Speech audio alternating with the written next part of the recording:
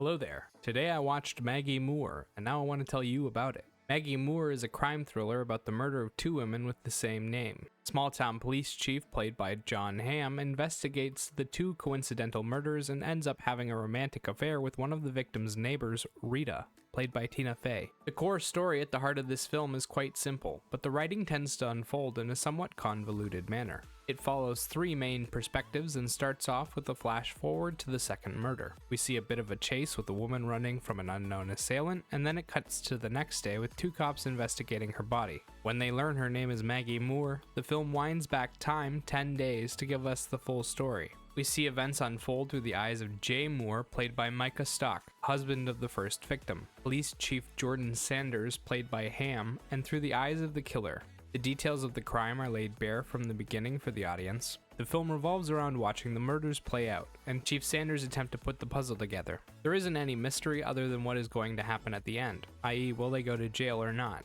The only thrills come from the three murders and the one action sequence throughout the film. The murders are short, don't involve a lot of dialogue, and involve victims that we don't learn anything about or care for. The action sequence at the end comes out of nowhere, and it is also quite short. It ends with a clever callback to earlier in the film, but doesn't really make sense. It involves a tiny woman overpowering a much larger male with a proven disposition for murder. The film also has a comedy tag on it for some reason, but the closest thing to humor to be found in this film is a sidekick cop making jokes about the victim that are in poor taste. They're not particularly clever, and I don't think I laughed even once. The story is a pretty generic murder mystery just without the mystery. We know who did it and why, and we even know all the little details of their plan because we watched them come up with it. Then the cops waffle around asking basic questions but getting nowhere until several lucky breaks come their way at the same time. The relationship between the police chief and the nosy neighbor isn't much better. The two of them are boring people without much personality, and their conversations are drier than the Mojave Desert. I'm not even sure why they enjoy spending time together.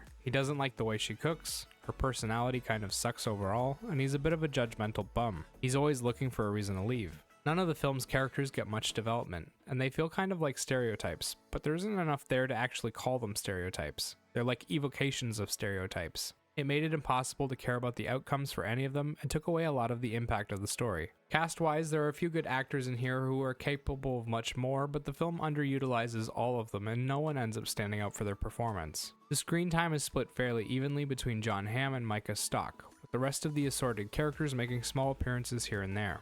Hamm as Jordan Sanders is a down-to-earth cop who is a little judgmental. He gives the investigation his full attention, and is pretty good at noticing discrepancies in people's stories. He doesn't have much personality beyond that, and Hamm struggles to make himself interesting during his time on screen. He and Tina Fey actually had negative chemistry while on screen together. I couldn't stop cringing watching them try to flirt. Micah Stock as Jay Moore is a slimy dude who's always putting his foot in his mouth. His sandwich shop isn't doing well, his marriage is going worse, and when his wife finds his illegal courier side business, he snaps. After that, the rest of the film sees him trying to cover his own ass and celebrating his little victories. He's more interesting than most of the others, but he doesn't get much to do. Visually, the film is a basic journey through the investigation. We move around from house to police station to different crime scenes, and we watch the cops and the perpetrators talk about what's going on. Camera uses basic drama-style shots to capture the conversations between the characters. It looks fairly smooth and does a decent job of drawing your eye. The lighting does a good job of highlighting the characters and making them pop out of the environment as well. Outside of looking nice and capturing the basic journey well, the film doesn't do much more in the visual department. The murders are basic, and two of them are only implied and not even shown. The one murder that is shown is a gunshot to the back of the head, and they only show the gun shooting, not the impact. The same is true of the action scene. The damage and the outcomes are implied, and we skip to the aftermath rather than watching it happen. Sound-wise, the film is quiet and mostly absent of music.